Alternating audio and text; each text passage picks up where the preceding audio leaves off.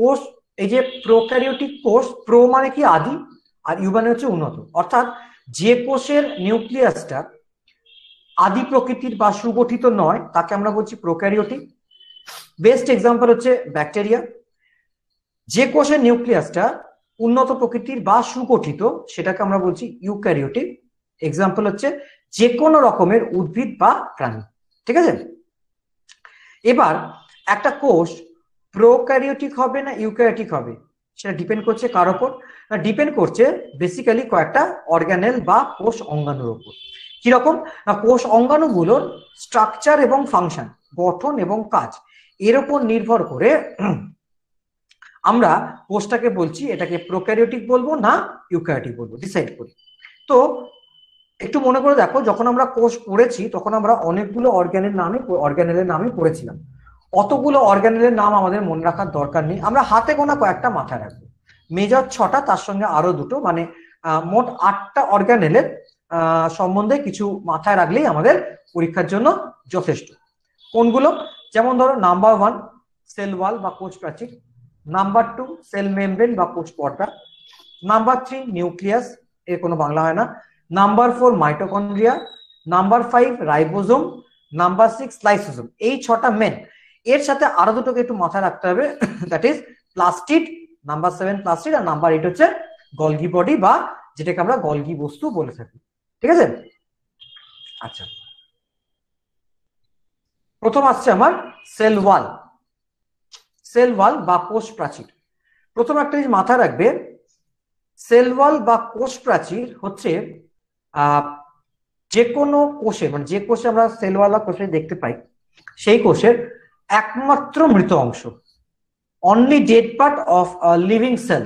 এই স্টেটমেন্টটা দেয় পরীক্ষা অনেক সময়, কি না, dead part of living sell is বলে এবিসিডি অপশন দিয়ে দিল। ঠিক আছে, অ্যান্সার কি হবে? Cell wall. Cell wall prokaryotic কোষে থাকবেই থাকবে। এখানে 2 নম্বর পয়েন্টে একটু ভুল আছে, এটা 2 নম্বর পয়েন্টে এটা হবে তোমার ইউক্যারিওটিক। আচ্ছা, প্রোক্যারিওটিকও থাকে, ইউক্যারিওটিকে থাকতেও পারে আবার নাও থাকতে পারে। ঠিক আছে, ইউক্যারিওট আমি এক্সাম্পল কি বলেছিলাম, ইউক্যারিওটিক কোষের এক্সাম্পল কি বলেছিলাম? প্ল্যান্ট সেল, অ্যানিমাল সেল, উদ্ভিদ কোষ, প্রাণী কোষ, তাই তো? ইউক্যারিওটিক কোষটা যদি প্রাণী কোষ হয় তাহলে সেল ওয়াল থাকবে না, ইউক্যারিওটিক কোষটা যদি উদ্ভিদ কোষ হয় তাহলে সেল ওয়াল থাকবে। অর্থাৎ তাহলে আমার জিনিসটা কি দাঁড়াচ্ছে? সেল ওয়াল প্রোক্যারিওটিক কোষে থাকবেই থাকবে, ইউক্যারিওটিক কোষে থাকতেও পারে নাও থাকতে পারে। ইউক্যারিওটিক কোষ যদি উদ্ভিদ কোষ হয়, প্ল্যান্ট সেল হয়, তাহলে সেল ওয়াল বা কোষ প্রাচীর থাকবেই। ইউক্যারিওটিক কোষটা যদি অ্যানিমাল সেল হয় বা প্রাণী কোষ হয় তাহলে সেক্ষেত্রে সেল ওয়াল থাকবে না। ঠিক আছে, আচ্ছা, তাহলে আমি প্রথমেই বললাম যে অর্গানেল বা কোষ অঙ্গাণুর গঠন বা কাজ এর উপর ডিপেন্ড করে আমরা সেল ওয়ালটা, এই কোষটাকে ডিসাইড করছি যে weather it is prokaryotic or eukaryotic. কিন্তু আমরা এখানে দেখছি প্রোক্যারিওটিকে সেল ওয়াল আছে, আবার ইউক্যারিওটিকে যদি ওটা প্ল্যান্ট সেল হয় তাহলে আবার সেল ওয়াল থাকছে। অর্থাৎ তাহলে ডিফারেন্সটা কোথায়? ডিফারেন্সটা হচ্ছে যদি প্রোক্যারিওটিক সেল হয়, ঠিক আছে, প্রোক্যারিওটিক কোষ হয়, সেক্ষেত্রে তার যে সেল ওয়াল বা কোষ প্রাচীর তাতে অ্যাডিশনাল একটা কম্পাউন্ড দেখতে পাওয়া যায়, তার নাম হচ্ছে পেপটাইডোগ্লাইকান, বা অনেকে তার আরেকটা নাম দেওয়া হয়েছে মুরেইন। ঠিক আছে, পেপটাইডোগ্লাইকান বা মুরেইন, যেটা আমরা প্ল্যান্ট সেলেতে দেখতে পাই না। বোঝা গেল কি বললাম? প্রোক্যারিওটিক সেলের সেল ওয়ালেতে পেপটাইডোগ্লাইকান বা মুরেইন দেখতে পাই, কিন্তু প্ল্যান্ট সেলেতে আমরা সেটা দেখতে পাচ্ছি না। ঠিক আছে, that is the basic difference. Peptidoglycan বা মুরেনের কাজ কি? পেপটাইডোগ্লাইকান বা মুরেনের কাজ হচ্ছে ব্যাকটেরিয়াকে বাইরের আঘাত থেকে, বাইরের বিভিন্ন রাসায়নিক পদার্থ থেকে রক্ষা করা। অর্থাৎ এই যে আমাদের দেহে যখন ব্যাকটেরিয়াল ইনফেকশন হয় তখন কেটে ছেড়ে গেলে যে ব্যাকটেরিয়াল গ্রোথ হয়ে যায়, ইনফেকশন হয়ে যায়, সেই ইনফেকশনে যখন ব্যাকটেরিয়াটা আমাদের দেহে প্রবেশ করে তখন এই ব্যাকটেরিয়াটাকে কিল করার জন্য আমাদের কে আসে না, ডাব্লিউবিসি বা শ্বেত রক্তকণিকা এগিয়ে আসে এবং ওর উপর নানা রকম কেমিক্যাল সিক্রিট করার চেষ্টা করে। এই কেমিক্যালের হাত থেকে কে বাঁচিয়ে দিচ্ছে? ওকে পেপটাইডোগ্লাইকান বা মুরেন বাঁচিয়ে দেয়। ঠিক আছে, সুতরাং মাথা রাখবে পেপটাইডোগ্লাইকান বা মুরেন কেবলমাত্র ব্যাকটেরিয়াল কোষেতেই দেখতে পাওয়া যায়, প্ল্যান্ট সেলের সেল ওয়ালেতে দেখতে পাওয়া যায় না।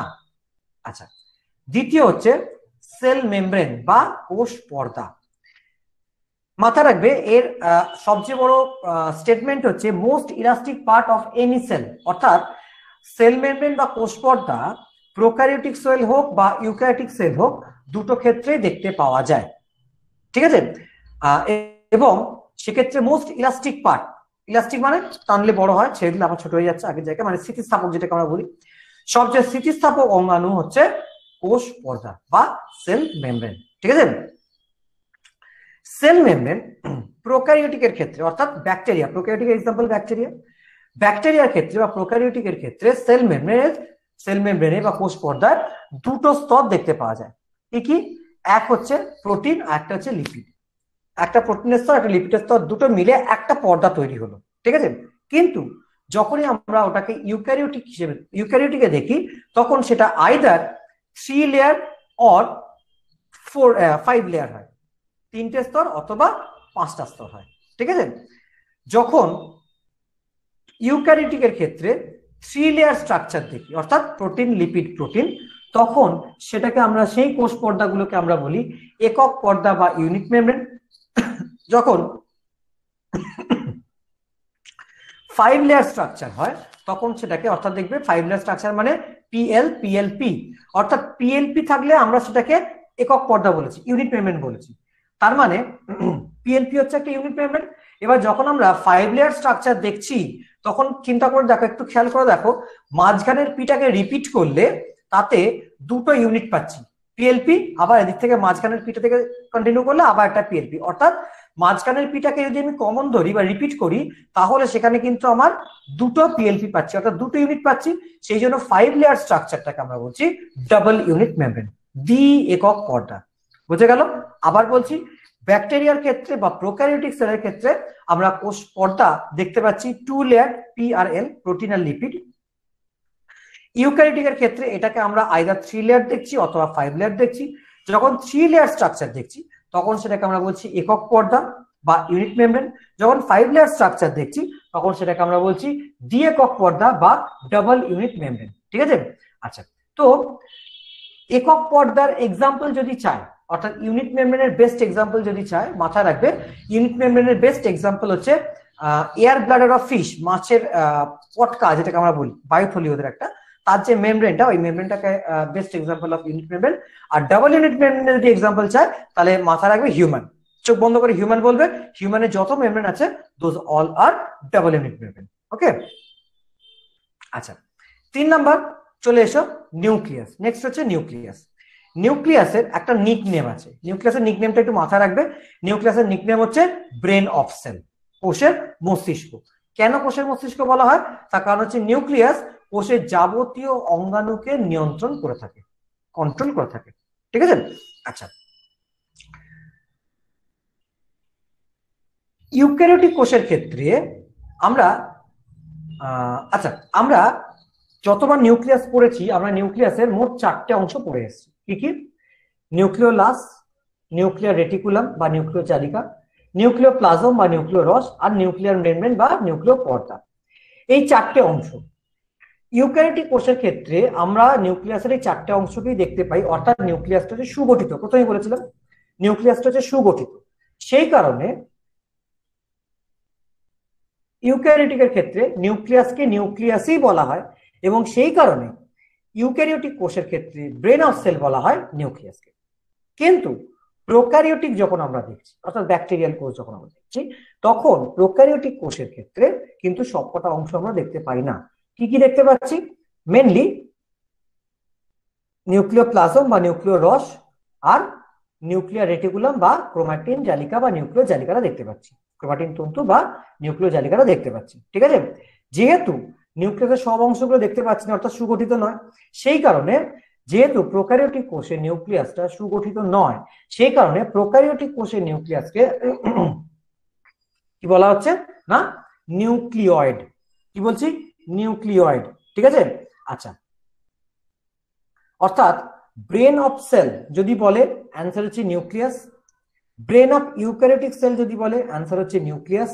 ব্রেন অফ প্রোক্যারিওটিক সেল যদি বলে তাহলে অ্যান্সার হচ্ছে নিউক্লিয়েট। ঠিক আছে। আচ্ছা, পাশাপাশি আরেকটা পয়েন্টও মাথা রাখবে, এখানে মেনশন করা আছে, দ্যাট ইজ নিউক্লিয়াস হচ্ছে কোষের সবচেয়ে বড় অঙ্গাণু, largest organelle of the cell. ঠিক আছে। এই যে স্টেটমেন্টের মতো করে আমি দিচ্ছি, এগুলো কিন্তু আমার পরীক্ষার কোয়েশ্চেনের স্টেটমেন্ট, মাথা রাখবে। Largest organelle of the cell is বলে এবিসিডি অপশন দিয়ে দিল। ঠিক আছে, তাহলে আমার অ্যান্সার হচ্ছে নিউক্লিয়াস। ওকে। নাম্বার 2, আর একটা মোস্ট ইম্পর্টেন্ট পয়েন্ট হচ্ছে major source of genetic material, অর্থাৎ আমাদের কোষের ডিএনএ আরএনএ এর মূল উৎস, মূল সোর্স কিন্তু হচ্ছে আমাদের নিউক্লিয়াস। ঠিক আছে। আচ্ছা, নেক্সট পয়েন্টে আসা যাক। নেক্সট অর্গানেল হচ্ছে মাইটোকন্ড্রিয়া, যেটার নিকনেম হচ্ছে power house of the cell, কোষের শক্তিঘর। এটাও কিন্তু একটা কোশ্চেনের স্টেটমেন্ট, অর্থাৎ এই স্টেটমেন্টগুলো বাবা বলছি, স্টেটমেন্টগুলো একটু মাথায় রাখতে হবে। মাইটোকন্ড্রিয়া প্রোক্যারিওটিক সেলে থাকে না, ইউক্যারিওটিক সেলেতে থাকে। আবার বলছি, মাইটোকন্ড্রিয়া প্রোক্যারিওটিক সেল অর্থাৎ ব্যাকটেরিয়ার কোষে থাকে না, ইউক্যারিওটিক সেল অর্থাৎ বিভিন্ন প্রকার প্রাণী, উদ্ভিদ, মানুষ, মাছ, পাখি সবার কোষেতেই থাকে। তাহলে মাইটোকন্ড্রিয়া শক্তিকর বলা হচ্ছে, বলে মাইটোকন্ড্রিয়া থেকে আমরা শক্তি পাচ্ছি, তাই তো? তো মাইটোকন্ড্রিয়া থেকে যদি শক্তি পাই, সেই শক্তি তুমি হাঁটাচলা, কাজকর্ম, মারপিট, দৌড়ঝাঁপ সব করছো। তাহলে ব্যাকটেরিয়া হাঁটাচলা করছে কি করে, মানে ব্যাকটেরিয়া এভাবে যাচ্ছে কি করে? তাহলে ব্যাকটেরিয়াকে শক্তি দিচ্ছে। ব্যাকটেরিয়াকে, in case of bacteria instead of mitochondria mesosome is present, অর্থাৎ ব্যাকটেরিয়ার ক্ষেত্রে মাইটোকন্ড্রিয়ার পরিবর্তে মেসোজোম থাকে। সেই কারণে power house of prokaryotic cell যদি বলে অ্যান্সার হবে mesosome, power house of eukaryotic cell যদি বলে অ্যান্সার হবে mitochondria, power house of cell যদি বলে অ্যান্সার হবে মাইটোকন্ড্রিয়া। ঠিক আছে। আচ্ছা, এবার এখানে বলে রাখি মাইটোকন্ড্রিয়াকে পাওয়ার হাউস কেন বলা হয়। মাইটোকন্ড্রিয়াকে পাওয়ার হাউস বলার কারণ হচ্ছে আমরা যে খাদ্যবস্তু গ্রহণ করি শক্তি সংগ্রহ করার জন্য, সেই খাদ্যবস্তুকে ভেঙে যে শক্তিটা বেরোয় তার মানে অলমোস্ট 96% এনার্জি আমরা মাইটোকন্ড্রিয়া থেকেই পাই। অর্থাৎ মাইটোকন্ড্রিয়াই মূলত খাদ্যবস্তুগুলোকে ভেঙে তার মধ্যে থেকে শক্তিকে বার করে আনে। সেই কারণে মাইটোকন্ড্রিয়াকে আমরা বলি power house of the cell বা কোষের শক্তিঘর। মাথা রাখবে মাইটোকন্ড্রিয়ার কাজ কি। মাইটোকন্ড্রিয়ার কাজ হচ্ছে এটিপি সিনথেসিস, এটিপি সংশ্লেষ করা। What is ATP? এটিপি হচ্ছে মাথা রাখবে ফুল ফর্ম হচ্ছে অ্যাডিনোসিন ট্রাইফসফেট, আর এটিপি হচ্ছে শক্তির একমাত্র রূপ, only form of the energy, যেটা কিনা যে কোনো সজীব বস্তু, সে ব্যাকটেরিয়া থেকে শুরু করে মানুষ অব্দি প্রত্যেকে শক্তিকে ইউটিলাইজ করতে পারে। অর্থাৎ শক্তিকে এটিপি ফর্ম ছাড়া অন্য কোনো ফর্মেতে আমরা কিন্তু শক্তিকে ইউটিলাইজ করতে পারি না। অন্য ফর্মে যখনই শক্তি আসে সেটা ইউটিলাইজ হতে পারে না। সেই কারণে অন্য ফর্মে এনার্জি তাপ শক্তি হিসেবে আমাদের দেহের বাইরে বেরিয়ে যায়। ঠিক আছে, তো সেটাকে আমরা কাজে লাগাতে পারি না। আমরা কেবলমাত্র সেইটুকুকেই কাজে লাগাতে পারি যে শক্তিটা এটিপি ফর্মে কনভার্ট হয়েছে। সেটা কে কনভার্ট করছে? মাইটোকন্ড্রিয়া। সেই জন্য মাইটোকন্ড্রিয়াকে আমরা কি বলছি? Power house of the cell বা কোষের শক্তিঘর। ঠিক আছে। আচ্ছা, নেক্সট চলে এসো রাইবোজোম। রাইবোজোমের নিকনেম প্রোটিন ফ্যাক্টরি। ঠিক আছে, প্রোটিন ফ্যাক্টরি। রাইবোজোমের কাজটা কি? রাইবোজোমের কাজ হচ্ছে helps in protein synthesis, protein সংশ্লেষ করতে সাহায্য করে। আচ্ছা, রাইবোজোম প্রোক্যারিওটের ক্ষেত্রে যেটা পাই সেটা হচ্ছে 70S প্রকৃতির, ইউক্যারিওটের পক্ষে যেটা কোষে এটা পাই সেটাকে আমরা বলছি 80S প্রকৃতির। রাইবোজোমের দুটো অংশ থাকে, উপরের অংশ, নিচের অংশ। দুটো অংশের আলাদা আলাদা মান হয়, একটা 30S একটা 40S এরকম আলাদা আলাদা মান হয়, একটা 30 একটা 20 এরকম মানও হয়। কিন্তু কখনোই মাথায় রাখবে যে এই দুটো যে sub unit, upper sub unit, lower sub unit, এই সাব ইউনিট গুলোর মানের যোগফল কিন্তু 70S বা 80S নয়। ঠিক আছে। এবার তুমি আমাকে বলতেই পারো হোয়াট ইজ এস? এস মানে কি? এস মানে হচ্ছে ভেদবার্গস ইউনিট। এস মানে হচ্ছে ভেদবার্গস ইউনিট, অর্থাৎ রাইবোজোম কোষের ক্ষুদ্রতম একক, সরি অঙ্গাণু। ঠিক আছে, নিউক্লিয়াস বলেছিলাম বৃহত্তম, এটা হচ্ছে ক্ষুদ্রতম। ভেদবার্গ একজন German scientist, sorry Russian scientist, উনি বলেছিলেন রাইবোজোমকে যদি কোষ থেকে অবিকৃত অবস্থায় বার করে আনতে হয় তাহলে কি করতে হবে না, রাইবোজোমকে একটা কোষটাকে একটা টেস্ট টিউবের মধ্যে নাও, টেস্ট টিউবের মধ্যে নিয়ে ওটাকে ঘোরাতে হবে। কিরকম ভাবে ঘোরাতে হবে না, ক্লক ওয়াইজ, ঘড়ির কাঁটা যেদিকে চলে। কিরকম স্পিডে ঘোরাতে হবে না, যদি এই ব্যাকটেরিয়ার কোষ থেকে রাইবোজোমকে বার করে আনতে চাই তাহলে ওই টেস্ট টিউবটাকে 1 মিনিটে 70,000 পাক ঘোরাতে হবে। অর্থাৎ এখানে দেখো এস এর 3টে পয়েন্ট বলা আছে। প্রথম পয়েন্ট বলা আছে ভেদবার্গস ইউনিট, দ্বিতীয় পয়েন্ট বলা আছে সেডিমেন্টেশন কোএফিসিয়েন্ট, তৃতীয় পয়েন্টে বলা আছে 1000 RPM for 15 minute clockwise. 1000 RPM মানে 70s মানে 70 ইন্টু এস অর্থাৎ 70,000 রোটেশন পার মিনিট। আরপিএম মানে rotation per minute. 70,000 rotation per minute স্পিডেতে 15 মিনিট যদি টেস্ট টিউবটাকে ঘোরানো যায় তাহলে 15 মিনিট কভার করে গেলে দেখা যাবে রাইবোজোম অবিকৃত অবস্থায় টেস্ট টিউবের নিচে অধক্ষেপ পড়ে গেছে আর কোষ উপর দিকে ঘুরছে। যেহেতু এই প্রসেসটা ভেদবার্গ আবিষ্কার করেছিলেন সেই জন্য এই প্রসেসটা বা এসটাকে বলা হয় ভেদবার্গস ইউনিট। যেহেতু রাইবোজোম টেস্ট টিউবের নিচে অধক্ষেপ পড়ে যায় সেই জন্য এই প্রসেসটার আরেকটা নাম দেওয়া হয়েছে তোমার সেডিমেন্টেশন কোএফিসিয়েন্ট বা অধক্ষেপ গুণাঙ্ক। কিন্তু বারবার আমি বলছি এই এস যেটা বলছি মানে 70s বা 80s এটা কিন্তু লোয়ার সাব ইউনিট বা আপার সাব ইউনিটের এস এর যোগফল নয়, ওদের আবার আলাদা আলাদা এস আছে। বেসিক্যালি কোষ থেকে যে কোনো অঙ্গাণুকে পৃথক করতে গেলে এই পদ্ধতিটাই অবলম্বন করতে হয়, কিন্তু প্রত্যেকটা অঙ্গাণুর নির্দিষ্ট নির্দিষ্ট মান থাকে। ঠিক আছে, যেমন রাইবোজোমের ক্ষেত্রে আমি বললাম 70s বা 80s, মাইটোকন্ড্রিয়ার ক্ষেত্রে যেমন ধরো 55s, নিউক্লিয়াসের ক্ষেত্রে 30s। এবার তুমি আমাকে প্রশ্ন করতেই পারো স্যার 30s যদি তার মান হয় আমি রাইবোজোম বার করতে যাচ্ছি 70s এ, তাতে ইজিলি ওটা বেরিয়ে চলে আসবে না? বেরোবে না। কেন বেরোবে না? তার কারণ হচ্ছে 70s রোটেশনেতে যখন আমি তাকে 15 মিনিট ঘোরাচ্ছি তবেই সেটা বেরোবে, কিন্তু 70s এ পৌঁছতে গেলে 30s ক্রস করছি, কিন্তু 30s এ তাই 15 মিনিট দাঁড়াচ্ছি না, আমি তো ক্রস করে চলে যাচ্ছি 30, 31, 32 করে করতে 70 থেকে দাঁড়াচ্ছে। যে স্পিডে গিয়ে 15 মিনিট দাঁড়িয়ে যাবো সেই স্পিড অনুযায়ী অঙ্গনটা বেরোবে। আমি 55s থেকে 15 মিনিট দাঁড়ালে তবে মাইটোকন্ড্রিয়া বেরোবে, বাধাবে মাইটোকন্ড্রিয়া বেরোবে না। ঠিক আছে, তো যেহেতু এই প্রসেসটা বার করেছিলেন ভেদবার্গ সেই জন্য এটাকে বলা হয় ভেদবার্গের একক বা ভেদবার্গস ইউনিট। বোঝা গেল? দেখো এই অবধি কারো যদি কোনো কনফিউশন থাকে বলো। সবার ক্লিয়ার হয়েছে কিনা একটু জানাও।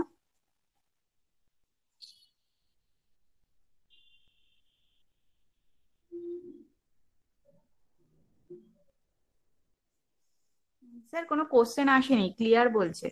ওকে ওকে ওকে, ঠিক আছে। আচ্ছা, তাহলে নেক্সটে আসা যাক, দ্যাট ইজ লাইসোসোম। ঠিক আছে, লাইসোসোমের নিকনেম হচ্ছে সুইসাইডাল ব্যাগ বা আত্মঘাতী থলি। লাইসোসোম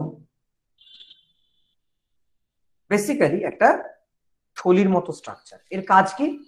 লাইসোসোমের কাজ হচ্ছে কোষেতে আনওয়ান্টেড সাবস্টেন্স, অপ্রয়োজনীয় পদার্থ যেগুলো ঢুকে পড়ে বা তৈরি হয় সেগুলোকে নষ্ট করে কোষের বাইরে বার করে দিয়ে কোষকে পরিষ্কার রাখাই হচ্ছে লাইসোসোমের কাজ। যেহেতু লাইসোসোম কোষকে পরিষ্কার রাখে সেই জন্য লাইসোসোমের আরো একটা নাম হচ্ছে স্ক্যাভেঞ্জার অফ দ্য সেল, কোষের ঝাড়ুদার। ঠিক আছে, আচ্ছা, লাইসোসোম ইউক্যারিওটিক কোষে বেশি পরিমাণে দেখতে পাওয়া যায়, প্রোক্যারিওটিক কোষে কম পরিমাণে দেখতে পাওয়া যায়, কিন্তু দুটো ক্ষেত্রে দেখতে পাওয়া যায়। ঠিক আছে, লাইসোসোমের কাজ কিরকম? লাইসোসোম বেসিক্যালি এনজাইম বা উৎসেচক ভর্তি একটা থলির মতো স্ট্রাকচার। এই উৎসেচক বা এনজাইম সিক্রিট করে কোষের অপ্রয়োজনীয় পদার্থগুলোকে নষ্ট করে কোষের বাইরে বার করে দেয়। ঠিক আছে, কিন্তু যদি কোনো কারণে এই অপ্রয়োজনীয় পদার্থ ওয়াশ আউট করার জন্য লাইসোসোম যে এনজাইম সিক্রিট করলো সেটা যদি বেশি হয়ে যায় কোনো কারণে,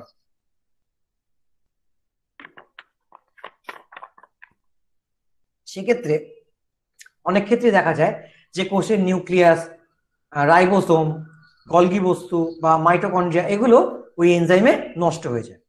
ওই এনজাইমে নষ্ট হয়ে যাওয়ার জন্য কি হয়, কোষটা মরে যায়।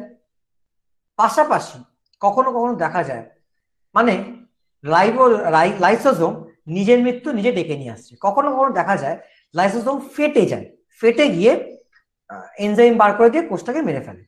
সেই কারণে নিজেও মরে, কোষকেও মারে, অঙ্গাণুদেরকেও মেরে ফেলছে, তার সাথে নিজেও মরে যাচ্ছে। সেই কারণে লাইসোসোমকে বলা হয় আত্মঘাতী থলি বা সুইসাইডাল ব্যাগ। ঠিক আছে, এবার তুমি প্রশ্ন করতে পারো স্যার অকারণে এরম ভাবে মারে কেন কোষগুলোকে, এরম ভাবে ফেটেই বা যায় কেন, এনজাইম দিয়ে দেয় কেন, মেরে ফেলে কেন?